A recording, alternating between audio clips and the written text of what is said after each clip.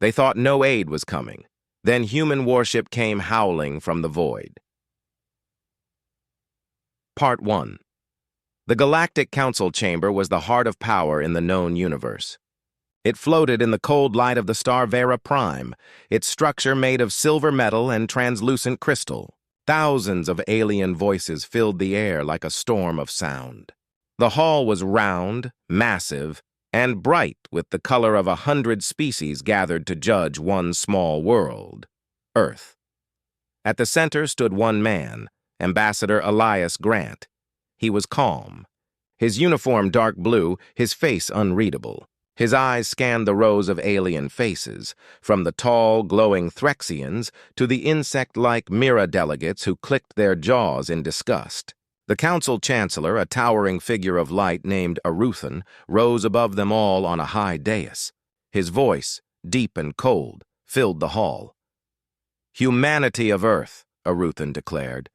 "You stand accused of violating galactic law by interfering in the border sectors of Erythra. You armed an unaligned colony. You brought war where there was peace."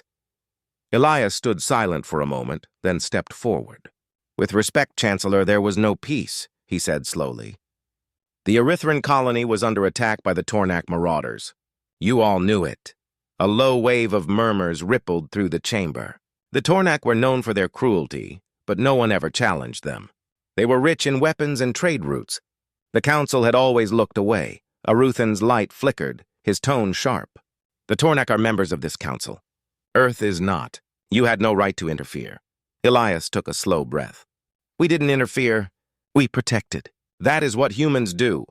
The chamber exploded with sound, shouts, growls, and hissing from hundreds of alien mouths. The Chancellor raised his glowing hand, silencing them all. "You speak as if you are equals to this council," Aruthan said. Elias's lips curved slightly. "No, I speak as someone who remembers what it means to stand alone." The silence that followed was heavy. Even the recording drones seemed to stop moving. Elias continued, his voice quiet but firm. "You can pass your judgment. You can cut off our trade. You can isolate us. But understand this.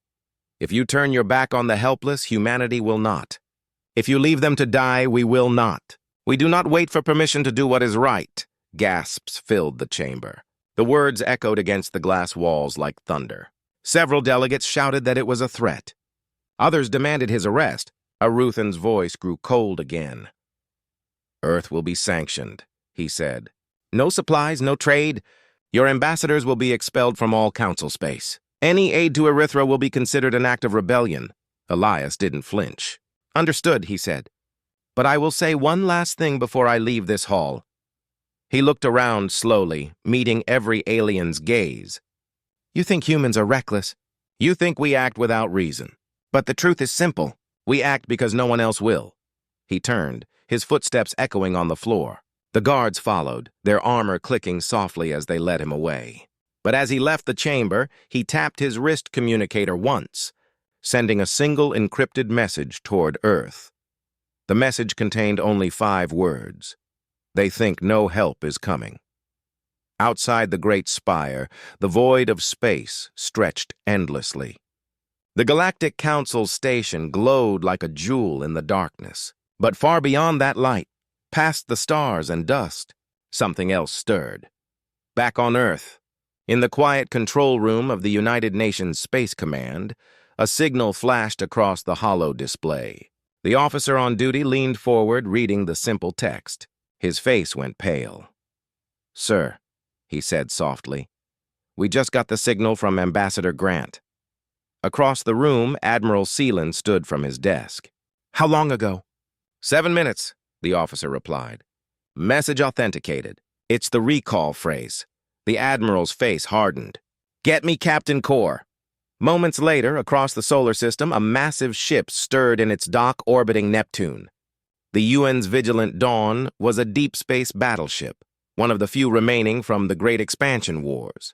It was old, battle-scarred, but alive. Its engines hummed as if it could already feel the call to war. Captain Adrian Core stood on the command deck, staring at the blinking light on his console. He read the message once, then again. His jaw tightened. "So," he said quietly, "they left them to die." His second officer, a young woman named Lyra, hesitated. "The council has forbidden interference, sir. If we go, Kor interrupted. "We break every law they made to keep us quiet." He looked through the viewport. The stars were distant, cold, but beautiful. "And if we don't go," he said, his voice low, "they die believing no one's coming." Lyra swallowed, then nodded. "Course to Erythra, sir." He smiled faintly. "Course to Erythra." Back at the Galactic Council, the delegates were leaving the hall, their robes trailing light and dust. Aruthan spoke to his advisors, his tone full of disdain. "Humans always think they can save everyone. They do not understand that this galaxy runs on order, not emotion." His advisor, a small creature with translucent wings, buzzed nervously. "But Chancellor, if they really send aid—" "They will not," Aruthan said coldly. "Their ships are slow. Their numbers are few. By the time they arrive, the Erythrans will be gone. The Tornak will control the region. The matter will end itself." He did not notice that far beyond the Council's sensors, a faint ripple appeared in space, a disturbance like a breath before a scream. Erythra burned. The colony's sky was dark with smoke and ash. The Tornak warships circled the planet like vultures. Cities had fallen. The defense domes were shattered. The remaining civilians were hiding in underground shelters while the last defenders held the main capital dome. Commander Rhea Solon, leader of the human defense forces on Erythra, wiped the dust from her visor. Her armor was cracked, her voice rough from shouting. She stood on the wall, watching the horizon burn red. A soldier beside her spoke through the comm. "No word from the council, ma'am." "No answer from Earth, either." Rhea's face was calm, but her heart was heavy. "Keep broadcasting the distress signal," she said. "Even if no one's listening." The Tornak ships fired again. The ground shook. The defenders ran for cover as explosions tore through the perimeter. Rhea fell behind a broken barricade and looked at the small Earth flag patch on her arm. For a moment, she whispered to herself, "They think no one's coming." Then she stood again and shouted into her communicator. "All units, hold the line. We hold until the last breath." Her soldiers raised their weapons. Some were Erythran, some human, but they all stood together in the dust and fire. Back in deep space, the vigilant Dawn left Neptune's orbit. Its engines roared to life, shaking the dock until it glowed with white fire. The stars stretched into lines as the ship entered faster than light travel, vanishing into the black. In the command seat, Captain Kor watched the FTL jump in gauge. "Time to Erythra?" 70 hours, said Lyra. Kor nodded. "That's too long." The ship's AI, a soft voice named Nora, spoke. "Captain, you are entering a restricted sector. Council warnings will follow. Let them send their warnings," Kor replied. "We've already been warned enough." As the stars blurred past, Nora added quietly, "You realize, Captain, this is a suicide mission." Kor smiled faintly. "Then we'll make history doing it." The vigilant Dawn howled into the void, its engines leaving trails of light behind it like a comet on fire. It moved faster than any ship was meant to move, faster than the Council believed possible. It cut through the dark between stars like a blade. And somewhere, on a dying world beneath the red dust sky, Rhea Solon held the line and whispered into her comm, "We're still here. We're still fighting." She did not know that far away, a human warship had already heard her call. It was coming, and the galaxy had no idea what was about to awaken. The red moon of Erythra was dying. The sky was filled with fire and smoke, and the air smelled like burning metal. The Tornak ships circled the planet like black shadows, their weapons raining plasma down on the last human and Erythran strongholds.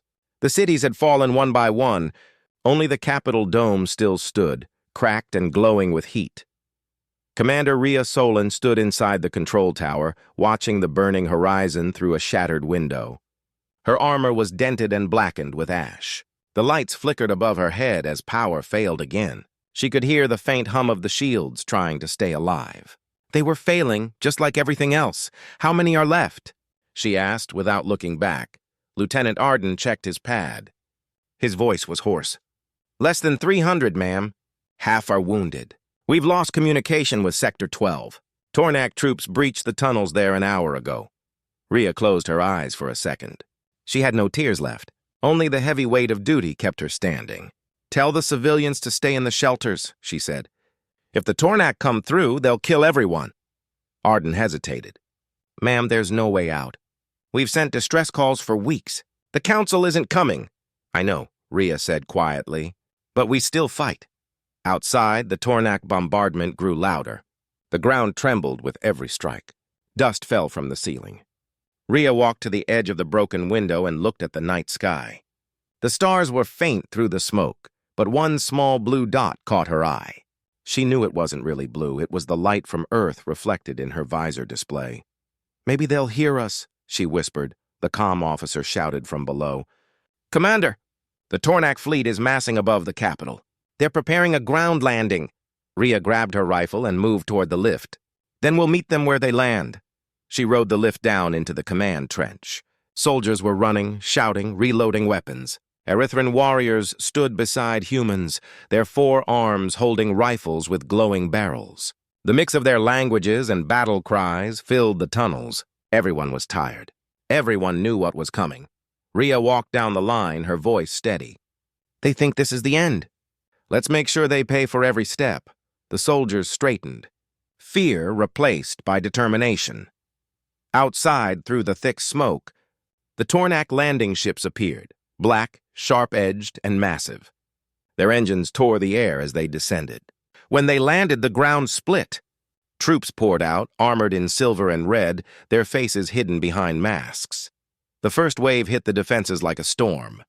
Plasma bolts lit up the night. Human and Erythran guns returned fire, shaking the ground. Explosions filled the air. The dome's shields flickered, cracked, then collapsed completely with a sound like thunder. Rhea ran forward, firing from the wall, shouting orders. Her voice echoed through the chaos. Hold the gates. Don't let them through. The Tornak pushed harder.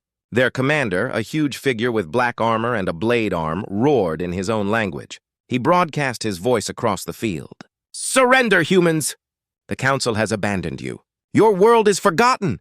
Rhea clicked on her comm and answered in a calm tone.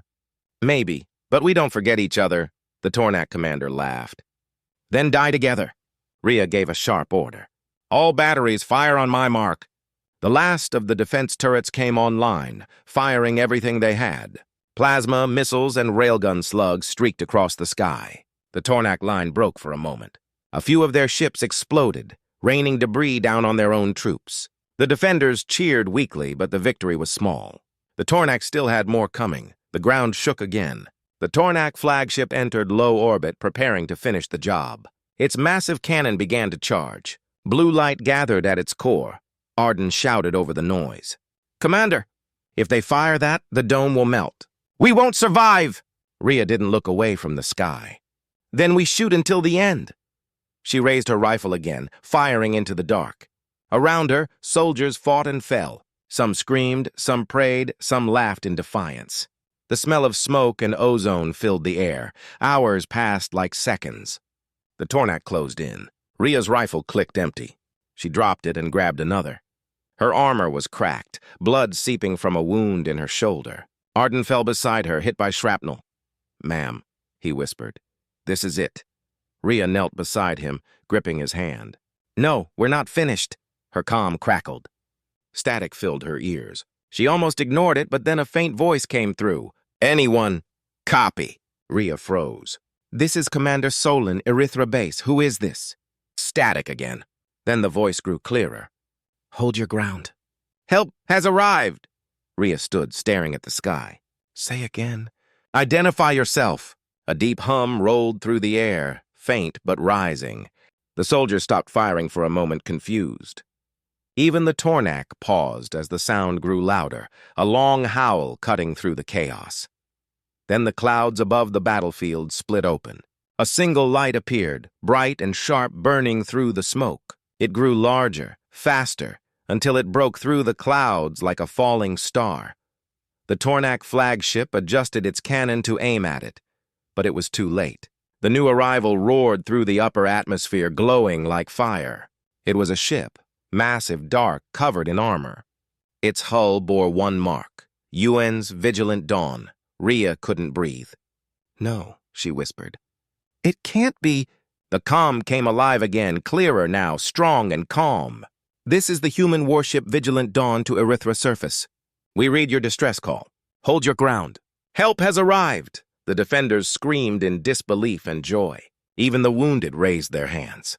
The Tornak hesitated, their ships adjusting in confusion. The Vigilant Dawn descended slowly, its engines howling louder than thunder. Rhea stared at it with tears in her eyes. The sight didn't feel real. The Council had declared Earth isolated. Everyone believed no one would come. And yet, here it was, the sound of engines that spoke of hope and fury. The Tornak flagship fired its main cannon. A beam of blue energy tore through the sky toward the human warship. The Vigilant Dawn didn't evade. Instead, its front shields glowed white, absorbing the blast. The beam faded and the warship kept moving forward. It answered with its own fire. Plasma batteries lit up across its hull, firing in perfect rhythm. Dozens of Tornak ships were hit, exploding into brilliant flashes. The entire sky seemed to shake. Rhea's comm buzzed again. "Commander Solon," came a deep voice. "This is Captain Kor. We have you on visual. We're clearing your skies." Rhea pressed her comm button. Her voice was shaking. "Captain, we thought no one was coming." Kor's voice was steady like steel. They thought wrong. Above them, the Vigilant Dawn opened its missile bays. Hundreds of missiles streaked down through the clouds like falling stars. The Tornak fleet tried to retreat, but it was too late. The horizon turned white with explosions. Rhea and her soldiers stood in silence, staring at the burning sky. The sound of the engines filled their hearts with something they had forgotten: hope. When the smoke cleared, the Tornak fleet was gone. Only fragments remained, drifting in the red clouds. Rhea lowered her weapon slowly. Around her, the defenders began to cheer, weak but alive. The sound grew, echoing across the ruins. She looked up one last time, her voice soft. "You came," she said. The Vigilant Dawn hovered above, engines glowing like a second sun. For the first time in weeks, the sky over Erythra was no longer filled with fear. It was filled with the sound of humanity's return. The void around Erythra was a sea of broken ships and burning light. The Tornak fleet floated in chaos, their formations shattered by the sudden arrival of the human warship. The Vigilant Dawn stood at the center of it all, massive, silent for a moment, its dark hull glowing faintly from heat and battle damage. Its engines pulsed like a heartbeat, steady and deep. On the bridge, Captain Adrian Kor stood with his hands clasped behind his back. The light from the displays reflected off his face, sharp and focused. His crew worked quickly, their voices calm but urgent. "The battle had just begun. Status report," he said. "Shields at 70%, replied Lyra, the first officer. "Weapons are running hot but stable. We have destroyed 12 Tornak ships. 30 more remain. Enemy flagship? Still operational. They're regrouping near the outer ring." Kor nodded slowly. "Then we'll make sure they don't regroup for long."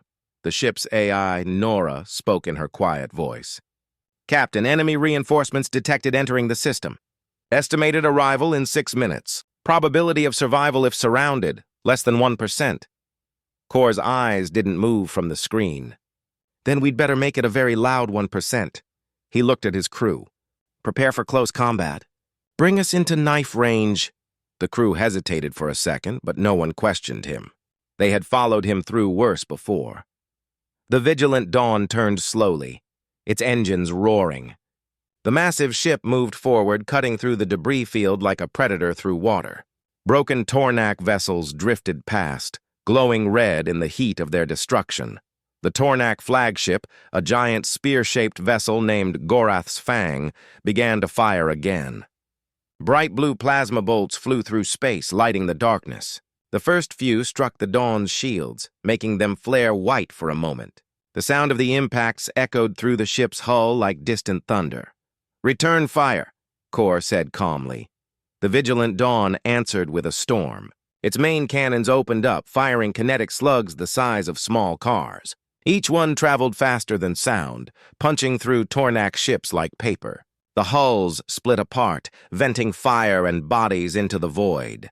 The crew worked with perfect rhythm. Every reload, every firing sequence, every shield shift was timed down to a heartbeat. "Target the flagship's engines," Kor ordered. "Cut off their escape." The gunners locked in. The next barrage hit Goreth's fang, squarely across its rear thrusters. The explosion tore through its back, spinning the ship out of control. On the enemy bridge, the Tornak commander roared in fury. His claws slammed into the controls. "Who are these humans?" he shouted to his crew. One ship cannot fight an army. But one ship was fighting, and winning. The Tornak fleet tried to surround the vigilant Dawn. Smaller frigates darted in from all sides, their weapons flashing. The human ship twisted, firing countermeasures and drones that exploded into fields of light. Each drone split into shards, cutting through enemy sensors. The Tornak couldn't see clearly. "Multiple impacts on the lower hull," shouted one of Kor's crew. "We've lost armor plating on Deck 7. Kor didn't flinch. "Seal the deck and reroute power to the forward batteries." The AI's voice came again. "Captain, reactor temperature is rising. If we continue at this rate, we will exceed safe limits in 8 minutes. Kor's answer was calm. "Then let's make those 8 minutes count." Outside, the ship's main engines flared white, burning brighter than the stars. The vigilant Dawn dove into the heart of the Tornak formation, its cannons spinning and firing in all directions. Inside, the crew felt every vibration, every hit. Sparks rained from the ceiling. The smell of ozone filled the air. But no one panicked. They were human. They fought better under pressure than anyone else in the galaxy. Lyra looked at her captain, voice tight. "They're locking plasma bombs onto us." Kor's eyes narrowed. "Divert auxiliary power to railguns. Fire the moment they close distance. Range closing fast. Fire!" The ship's railguns let out a deep vibrating sound as they launched their payload. The plasma bombs detonated mid-flight, lighting up the darkness like a false sunrise. The shockwave rippled across the hull. The Dawn shook violently, alarms blaring. "Shields at 40%, Lyra shouted. Kor steadied himself against the console. "Bring us around for another pass." One of the younger crew members hesitated. "Sir, if we go back in, we might not come out." Kor looked at him, his voice even. "If we don't go back in, they won't come out." "Do it!" The ship turned again, its engines screaming as it looped back toward the center of the Tornak formation. The bridge lights flickered. Outside, the view was chaos. Fire, metal, drifting wrecks, and the endless black. Nora spoke again. "Captain, a direct path to the flagship's reactor has opened. However, the course requires a superluminal gravity sling maneuver. The risk of structural collapse is 98%. Kor exhaled slowly. "You said 98? "Yes, Captain. Then that leaves 2%. "That's all I need." He looked at Lyra. "Plot it. Now." She hesitated only a moment before her fingers flew over the console. "Course ready. Once we engage, there's no turning back." Kor looked out the viewport at the burning fleet. No one ever said turning back was an option. He pressed the comm button. His voice echoed across the ship. "All crew, this is the captain. You know what we're doing. You know why. We don't run from the dark. We light it." All across the ship, hands tightened on controls. Engineers braced themselves. Gunners locked in. Pilots whispered short prayers. "Execute," Kor said. The vigilant Dawn's engines flared brighter than ever before. The ship accelerated so fast that space itself seemed to ripple. It dove straight toward the Tornak flagship, dodging debris and enemy fire with impossible precision. The Tornak commander saw it coming too late. His sensors screamed alarms. "Fire everything! Stop that ship!" Blue plasma streaks filled the void, slamming into the Dawn's hull. Metal tore, alarms blared, fire broke out in the lower decks. But still the ship did not slow. Inside, Nora's voice filled the bridge. "Initiating gravity sling in 3, 2, 1. The stars twisted. Space folded around the ship like glass bending in heat. The vigilant Dawn vanished for half a second, reappearing right behind Goreth's fang. Its main railgun was already charged. "Fire," Kor whispered. The shot tore through the enemy flagship from end to end. The reactor exploded in a blinding white light that consumed half the Tornak fleet. For a moment, there was only silence. Then the shockwave hit. The vigilant Dawn was thrown sideways, spinning. Systems flickered. "The lights went out. Damage report!" Kor shouted. No answer came for a few seconds, just the crackle of broken comms. Then Lyra's voice, weak but steady. Reactor stable, barely. Hull integrity, 20%. We're alive. Kor leaned back slowly, breathing out. Then it's a good day. Outside, the wreckage of the Tornak fleet drifted like ashes in the starlight. The human warship floated among them, battered but unbroken. On Erythra's surface, people looked up at the sky. The fires had stopped. The clouds were clearing. They could see the stars again, and one faint point of light moving above them, slow and proud. Rhea Solon stood among the ruins, holding her helmet under one arm. Her radio crackled, and she heard Captain Kor's voice through the static. Commander, it's done. The skies are yours. Rhea smiled faintly, her voice trembling. You saved us. Kor's tone was quiet. No, you saved yourselves. We just reminded the galaxy what humans do when they hear someone calling for help. The signal faded. The vigilant dawn drifted slowly above the red moon, its engines dimming, its metal body scarred and beautiful. All across the galaxy, the message spread. A single human ship had faced a fleet, and won. And in the darkness beyond Erythra, far away from the battlefield, other human ships were waking from silence, their engines flickering to life as they received the same coded message. Humanity was no longer quiet. The void had heard their howl. The galactic fleet gathered like a black storm over the sky of the colony world Kareth 9. Ships from dozens of species hung in orbit, their guns pointed downward. The planet below was dying. Smoke from burning cities climbed into the thin atmosphere as the last defense lines fell. The alien alliance thought the battle was already over. They thought humanity's few remaining soldiers would surrender quietly. But they were wrong. On the ground, Commander Hale stood in the ruins of a communications tower, staring at the empty sky. His armor was cracked, his rifle half melted from plasma fire. Around him, the last of his team held their positions. The alien soldiers outside shouted in strange tongues, ordering them to surrender. Hale didn't answer. He was waiting. Command, this is Hale, he said over the broken radio. We're still holding Sector 3. No word from the fleet. Do you copy? Only static answered. His jaw tightened. It had been days since their long-range transmitters were destroyed. They didn't know if Earth even knew what was happening here. Still, he refused to give up. The humans had built Kareth 9 from nothing, turning a barren rock into a thriving colony. Now the Galactic Dominion wanted to take it, calling it a correction of territory. Hale called it theft. Outside the city walls, the alien forces advanced. Hundreds of tanks rolled through the streets, crushing rubble under their metal claws. Overhead, drone bombers swept across the sky, searching for human heat signatures. Every hour, the aliens broadcast the same message across the comms. No one is coming. Lay down your arms. The human defenders heard it, and some began to lose hope. But Hale didn't. Hold your ground, he told them quietly. Help always comes late, but it comes. In orbit, far beyond their scanners, a single ship was coming through the dark. It wasn't large compared to the alien fleet, but it moved with purpose. The ship was old, a human warship from the early days of interstellar travel. Its hull was blackened from countless battles, its engines roaring like thunder in the void. Inside, Captain Reyna Ortiz sat in the command chair, her eyes cold and sharp. Kareth 9 distress signal confirmed, the officer said beside her.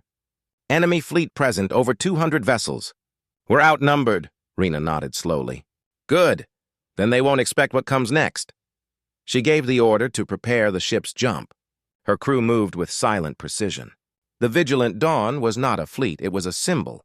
A ghost from Earth's old wars, refitted with human ingenuity. They were not supposed to win battles like this.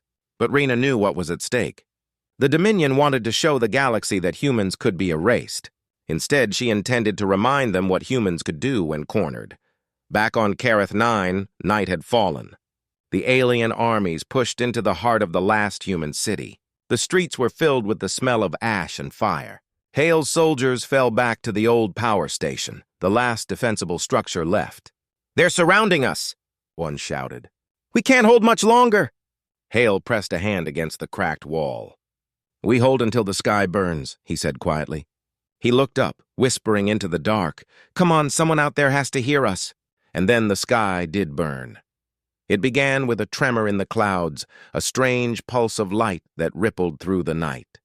The alien sensors went mad, picking up impossible readings. Above the planet, space itself tore open like fabric.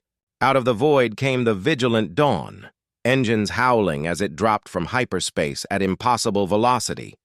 Its arrival shattered the Dominion's formation. Shock waves rolled through their fleets, throwing smaller ships off course. The ship's black hull gleamed in the planet's light, carrying a single insignia, Earth's emblem, the blue and white crest that the galaxy had not seen in over a century. The aliens panicked. "Unidentified vessel approaching," one commander screamed through the comms. "It's human!" "But their fleet was destroyed long ago," another shouted. "No, that ship shouldn't even exist!" Their formation broke as the vigilant dawn opened fire. Blue plasma lanced through the void, cutting through cruisers and battleships like they were paper. Each hit was precise, deliberate. The Dominion fleet, once confident and calm, fell into chaos. On the ground, Hale and his soldiers watched as the sky erupted with light. They could see flashes of explosions through the clouds. One of his men whispered, "Is that us?" Hale smiled faintly, his face lit by firelight. "That's human steel," he said softly. "And it's angry." Captain Rena's voice echoed through her ship as she gave orders. "Focus on their command ships. Cut the head off the beast." Her gunners obeyed. Missiles streaked through space, slamming into the Dominion flagship. The explosion was so bright it could be seen from the surface. The Dominion fleet's coordination collapsed. Some ships tried to retreat. Others fired wildly into the dark. But Rena wasn't done. "Deploy the decoys. Make them think we're a fleet." Holographic projections burst from the vigilant dawn's hull, creating the illusion of a massive human armada emerging behind it. The alien commanders froze. Their scanners confirmed dozens, no hundreds, of warships. Panic spread through their ranks.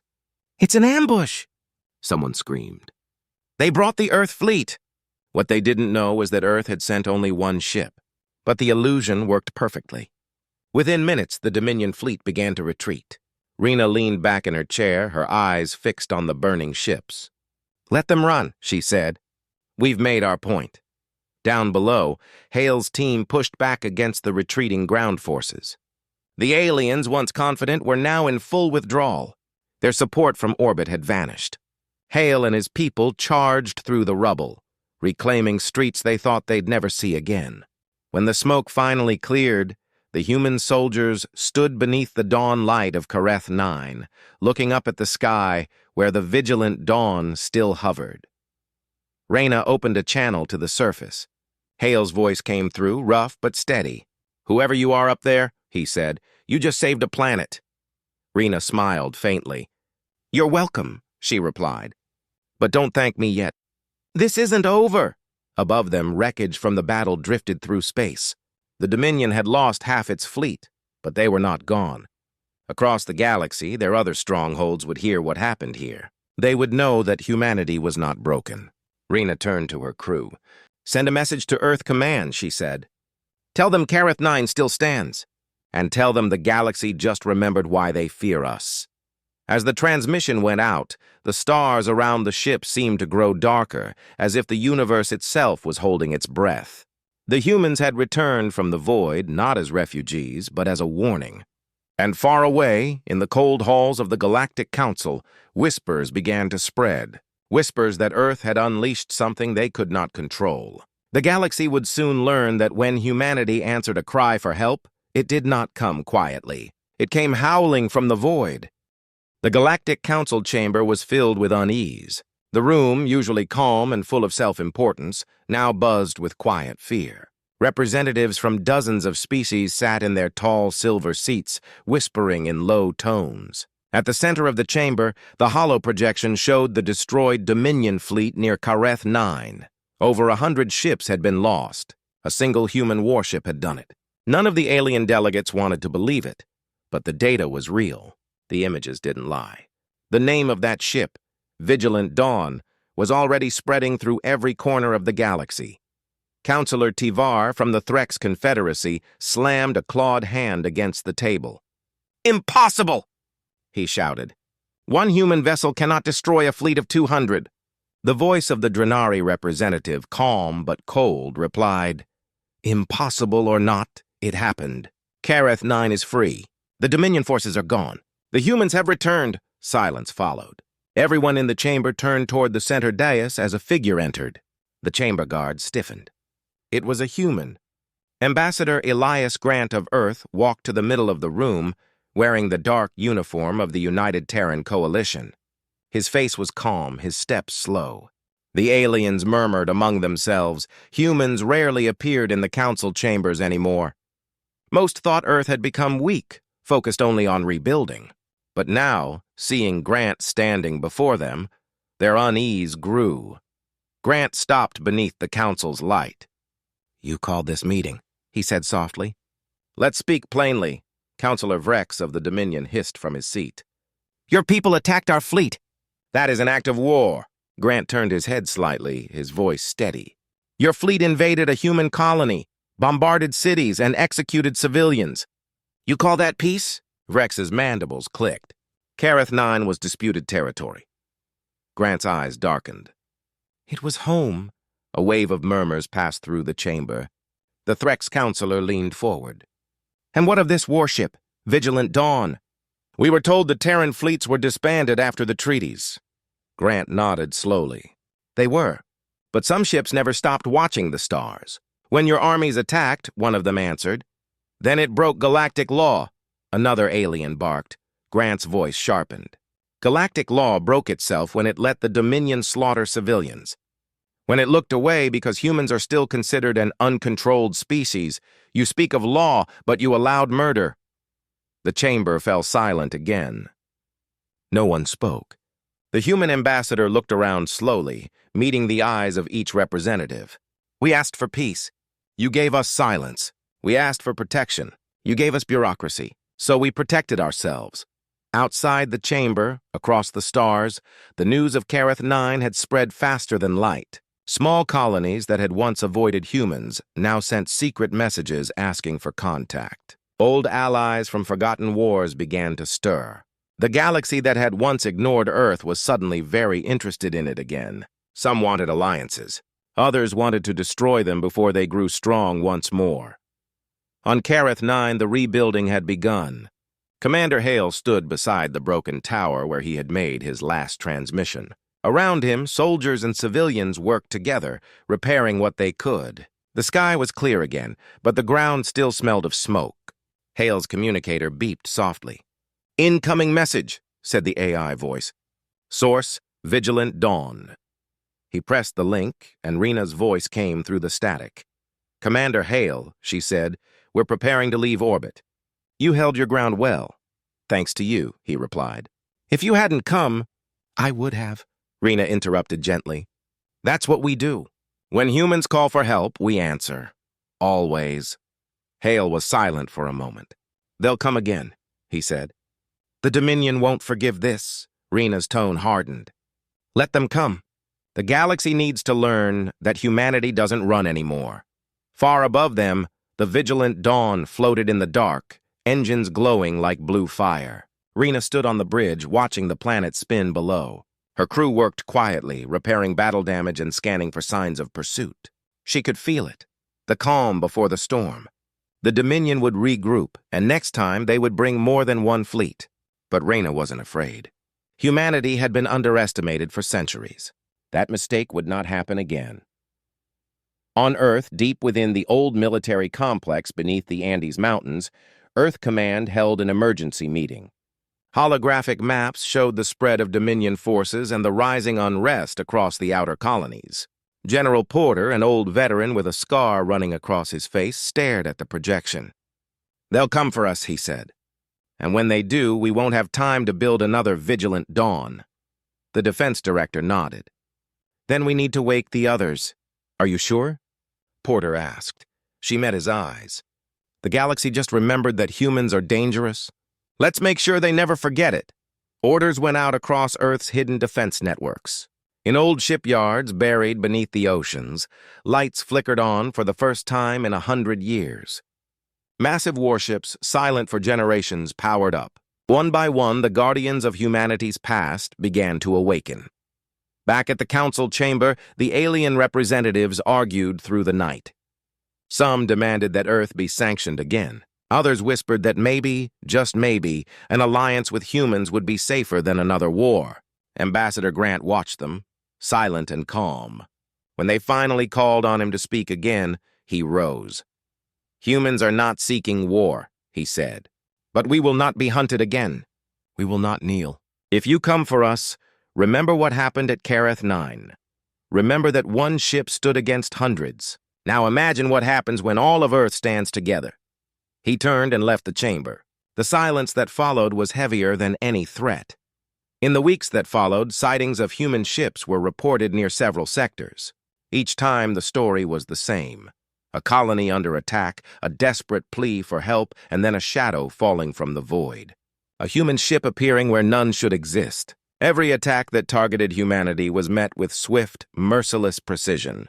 The galaxy's predators began to retreat. On Kareth 9, the people gathered one evening as the sun set. A streak of light crossed the sky, the vigilant dawn leaving orbit. Hale watched it go, his hand resting on the railing of the rebuilt tower. "They thought no one would come," he murmured.